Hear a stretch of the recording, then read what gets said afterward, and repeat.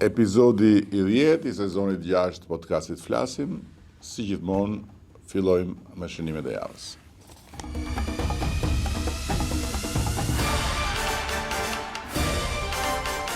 Shënimi i parë lidhet pashpakshmërisht me impaktin e luftës së Shtetet Bashkuara të Amerikës dhe Izraelit, të cilën ne mbështesim plotësisht kundër makinerisë të regjimit kriminal të Teheranit mbi çmimin e naftës. Kjo është një rritje pashmangshme në të gjitha tregjet botërore dhe po ndodh në të gjithë botën pikërisht si pasojë e kputjes së zinxhirit të vlerës që qarkullon në shkëmbimet tregtare në një pikë strategjike siç është ngushtica e Hormuzit. Gjithsesi, nga ana tjetër, ne nuk do të rrim duar kryq përballë kësaj situate dhe siç e kam deklaruar në fakt kohë më parë, jemi sot edhe për shkak të kushteve të kësaj krize të papritur në momentin kur do të finalizojmë krijimin e një faktori shtetëror me impakt në tregun e brendshëm të naftës, i cili do të luajë rolin e stabilizuesit të tregut, do të ndikojë në rritjen e transparencës së çmimit, si dhe do të garantojë furnizimin në treg duke pasur në mbështetje një kapacitet shumë të rëndësishëm siç është garancia sovrane. Pra, besoj shumë se ky do të jetë një moment kthese për të përmbushur edhe një tjetër ambicie dhe zotim të marrë menjëherë me nisjen e mandatit 4 që nafta që tregtohet në Shqipëri të jetë një produkt në një nivel të pandikuar kaq fort nga luhatjet në tregjet ndërkombëtare. Dhe kjo është plotësisht e mundur. Paralelisht, Ministria e Ekonomisë ka ngritur një task force të përbashkët me Ministrin e Financave duke vënë në veprim administratën tatimore dhe doganore, nga njëra anë me qëllim rritjen e kontrollit në tregun e hidrokarburave dhe parandalimin e çdo rritje abuzive të çmimeve të karburanteve, dhe nga ana tjetër për të studiuar me shpejtësi edhe një ndikim mbi fenomenin abuziv të rritjes së çmimit të ushqimeve. Ky grup operacional do të fokusohet me një plan të detajuar në të gjithë zinxhirin e tregtimit të karburanteve, si në shumicë ashtu edhe në pakicë, ndërsa çmimet do të jenë nën monitorim të vazhdueshëm nga institucionet përkatëse. Po ashtu, projekt ligji për rezervat strategjike të naftës është tashmë në konsultim publik. Përkon me këtë situatë, po është një nisëm e ndërmarrë kohë përpara krijimit të kësaj situate, parashikon një krijim rezervash që shtrihet nga 1 në 3 muaj të naftës, por e thash dhe më parë, ambicia jonë shkon përtej kësaj dhe besoj se në pak muaj qytetarët do të mund të prekin fillimin e një ndryshimi të shumë pritur në tregun e karburanteve.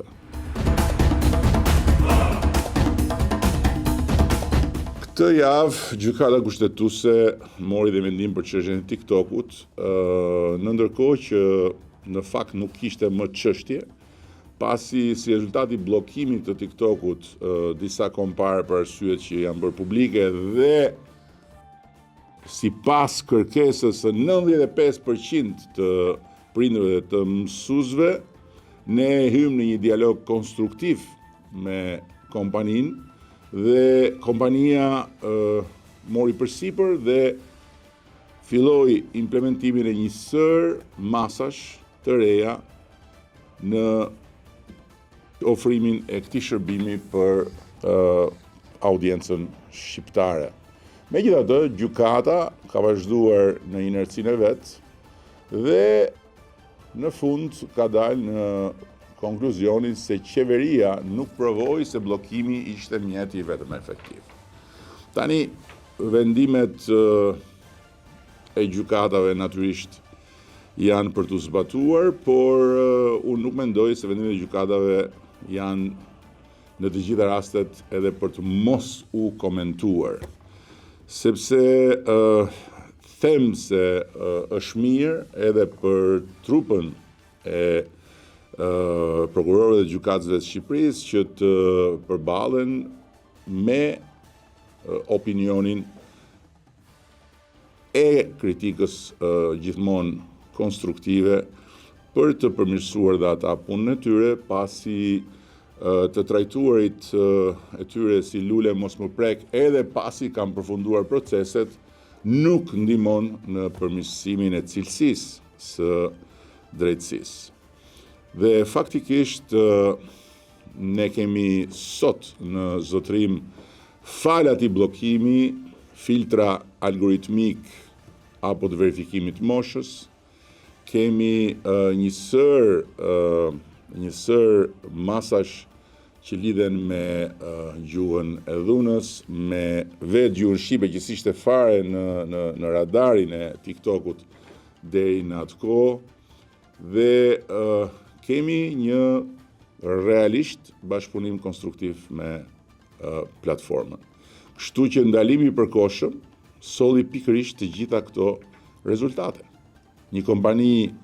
shumë miliardëshe erdhi në tryezë bisedimesh me një shtet të vogël, i cili në të gjithë vlerën e vet është nën vlerën e kompanisë dhe nuk është i vetë bishtet. Këto kompani janë më të mëdha se shumë shtetet marrësbashku për nga kapitali, vlera e kapitalit që ato kanë në zotrim. Dhe këtu hyn gjykata kushtetuese, si kofini pas të vjelit, dhe nuk merr parasysh detyrimin kushtetues, që Kushtetuesa e Shqipërisë e përcakton qartë se fëmijët kanë drejtën e një mbrojtje të veçantë nga shteti, dhe se duhet mbrohen nga çdo praktikë që mund dëmtojë shëndetin e zhvillimin e tyre, dhe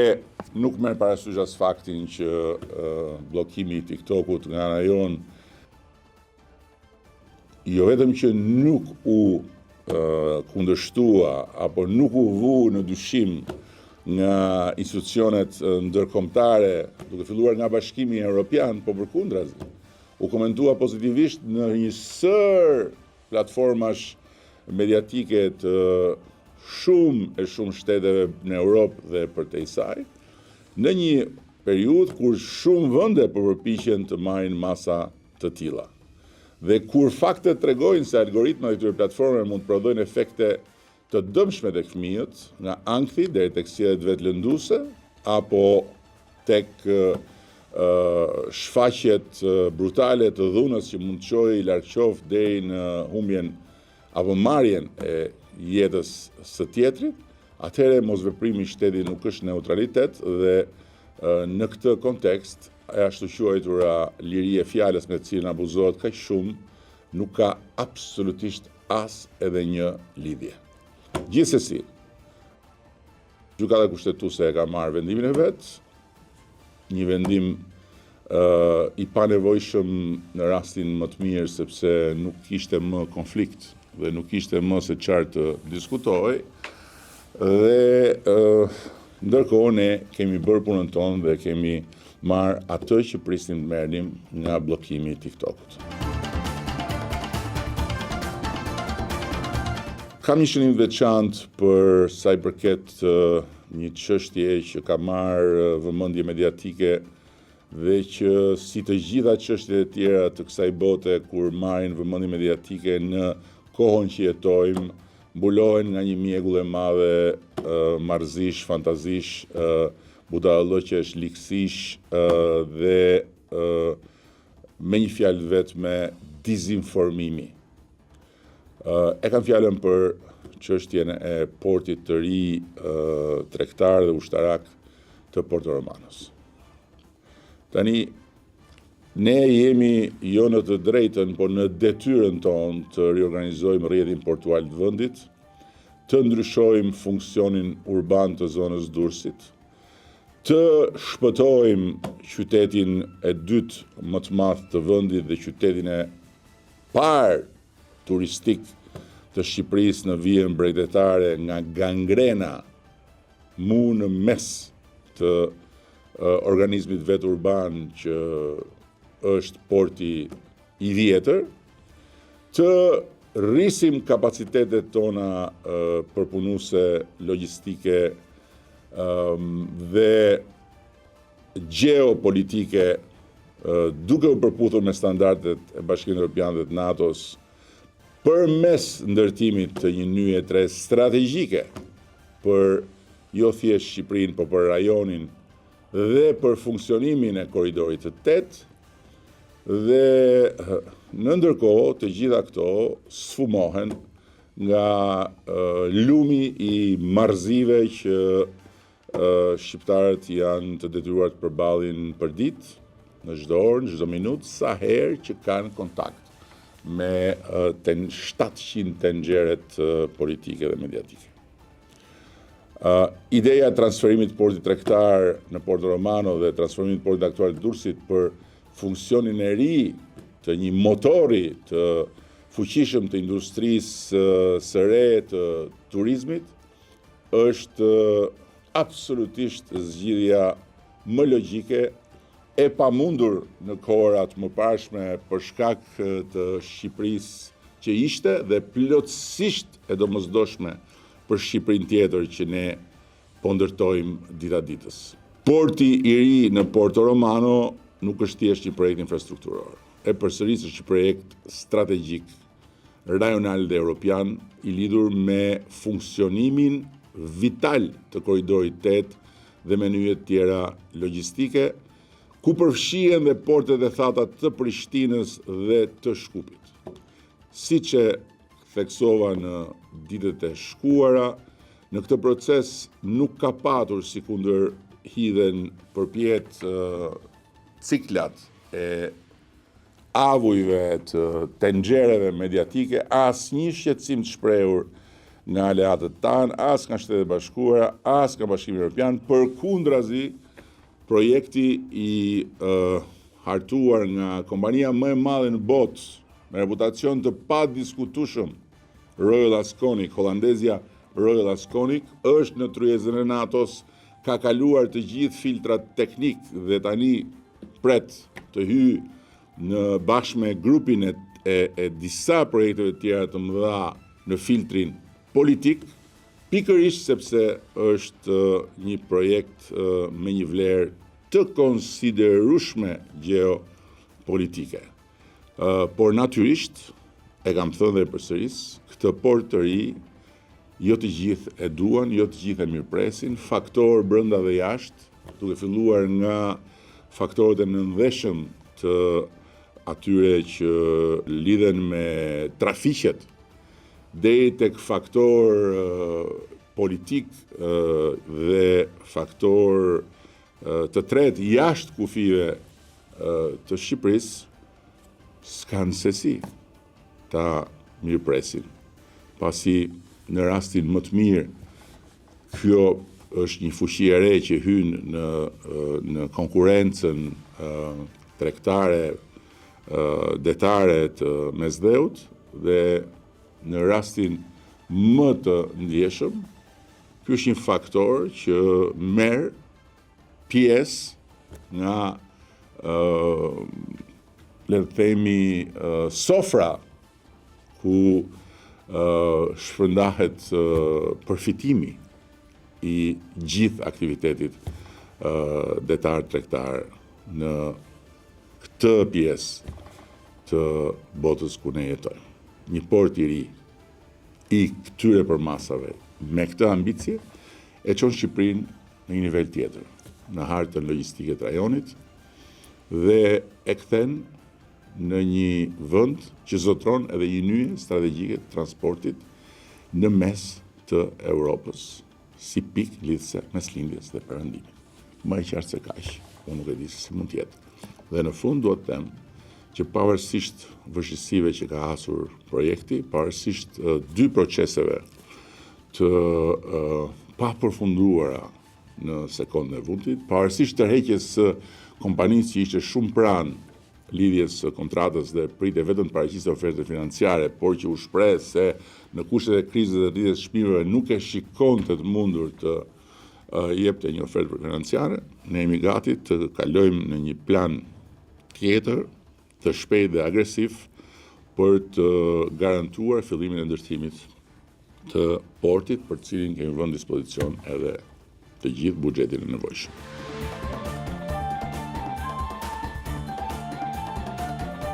Kuvendi i Shqipërisë i dha fund një diskutimi, debati, polemike, përplasje të gjatë lidhur me kërkesën për të autorizuar heqjen e lirisë së një deputeti. Dhe çështja e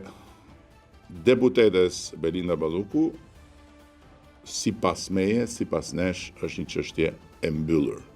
Kuvendi u shpreh, pasi trajtoi me shumë përgjegjësi dhe me kujdesin më të madh të gjithë çka ju vu në dispozicion dhe nuk e autorizoi kërkesën me vlerësimin se kërkesa është në vazhdën e një kuturisje e cila nuk mund të vazhdoj pafundësisht, ku njerëzit trajtohen si të ishin mjete në dispozicion të luftës kundër korrupsionit, edhe kur nuk bëhet fjalë për korrupsion, edhe kur nuk bëhet fjalë për përvetësime për interesa personale, edhe kur nuk bëhet fjalë për ndonjë arsye që mund të pengojë zhvillimin e hetimeve dhe merren edhe futen brenda duke praktikisht e kthyer Shqipërinë në delen e zezë të Këshillit të Europës, të gjitha vendet të Këshillit të Europës, jo të Bashkimit Evropian, si vendin me më shumë të paraburgosur, pra të kyçur brenda pa gjyq, sesa të burgosur, pra të gjykuar dhe të dënuar. 58% e popullatës që ne kemi sot në sistemin e burgjeve të Republikës së Shqipërisë nuk janë gjykuar, por janë në burg dhe jetojnë me taksat e shqiptarëve në vend se të jetojnë me punën e tyre jashtë burgut dhe të ndiqen në gjendje të lirë. Natyrisht nuk flas për të gjithë, sepse me siguri mes tyre ka dhe nga ata liria të cilëve duhet kufizuar paraprakisht pasi janë kapur në kushtet e flagrancës, kanë kryer një vepër të rëndë penale, janë shoqërisht të rrezikshëm e të tjera, por në tërësinë e vet, përderisa Këshilli i Evropës ka vënë alarmin për këtë çështje, ne nuk kemi se si jemi të shurdhët, dhe ndërkohë që nuk kemi mekanizma për të frenuar një tërësi veprimesh të kësaj natyre që janë vërtet të rënda dhe justifikohen, siç thot raporti i Këshillit të Evropës, me fjalë të përgjithshme, në këtë rast, me duart tona, ne nuk mund t'i bashkoheshim kësaj kuturisje. Deputeti është i barabartë përpara ligjit, kjo nuk diskutohet. Si çdo shtetas tjetër mund dhe duhet hetohet nëse ka arsye për hetim, por liria e deputetit, si e çdo shtetasi tjetër, nuk mund të kufizohet thjesht dhe vetëm me fjalë të përgjithshme apo me teorinë që prokurori dhe gjykatësi janë të pavarur dhe ata bëjnë çfarë duan. Ata nuk mund të bëjnë çfarë të duan kur trokasin në derën e kuvendit dhe kuvendi nuk mund të bëj sikur nuk shikon, sikur nuk dëgjon, sikur nuk mendon dhe të refuzoj të kryejë rolin e tij duke praktikisht mbrojtur dinjitetin e vet, dinjitetin e parlamentarëve të Republikës së Shqipërisë që nuk mund të trajtohen si fajtor pa qenë të shpallur të tillë nga gjykata dhe nuk mund të kufizohen në lirinë e tyre pa pasur asnjë kusht që të çon në këtë drejtim. Pra, në këtë rast, siç dihet botërisht, kemi të bëjmë me një çështje ku prokurori ka ngritur me të drejtën e vet dyshimin dhe ka nisur hetimin dhe ka pastaj ngritur akuzën për shkelje të barazisë në tendera rreth 6 vite më parë dhe nga ana tjetër nuk ka akuzë për korrupsion, nuk ka akuzë për përvetësim fondesh, nuk ka asnjë skenë flagrance, asnjë provë që të çon në këtë drejtim. Dhe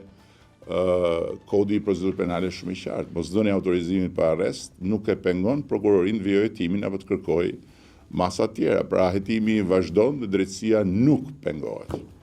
Nga ana tjetër, deputetja nuk ushtron më asnjë funksion ekzekutiv. E gjithë kërkesa ishte aty kur ajo e ushtronte funksionin ekzekutiv dhe pavarësisht se ajo nuk është më në detyrë, prokuroria vazhdoi të kërkojë të njëjtën gjë,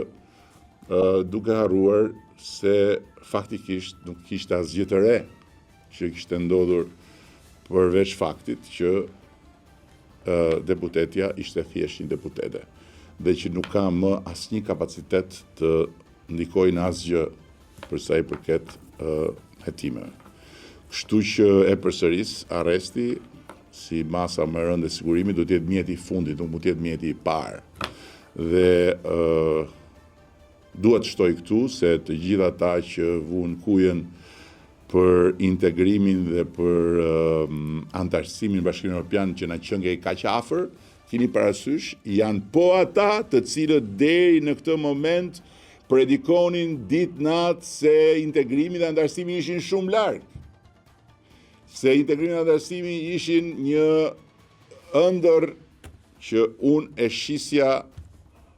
për shqiptarët, por që se besoja as vetë, se ne kur nuk do antarësoheshim në Bashkimin Evropian dhe pa pritur në të gjitha tenxheret, u ngritën përpjet kapakët sepse ëndra u prish në çastin e fundit. Këta janë në rastin më të mirë qesharak, në rastin më të keq janë jo vetëm ignorant, po janë dhe shumë të ligjë. Por unë ju siguroj që në asnjë mënyrë rruga jonë drejt antarësimit nuk është bllokuar dhe nuk do të bllokohet për këtë shkak. Është e vërtetë që kemi pasur një diskutim shumë konstruktiv me disa partnerë, të cilët kanë një opinion të ndryshëm, të cilët kanë komplet një tjetër qasje në imunitetin në vendet e tyre, sepse në vendet e tyre nuk fillon dot asnjë hetim pa marrë një herë autorizimin e parlamentit. Ne nuk kemi imunitet të kësaj natyre në Shqipëri, ne kemi vetëm garanci për mbrojtjen e lirisë së deputetëve dhe kaq. Të tjerat, kur thoshte atë Gjerfishta, janë dokra hini.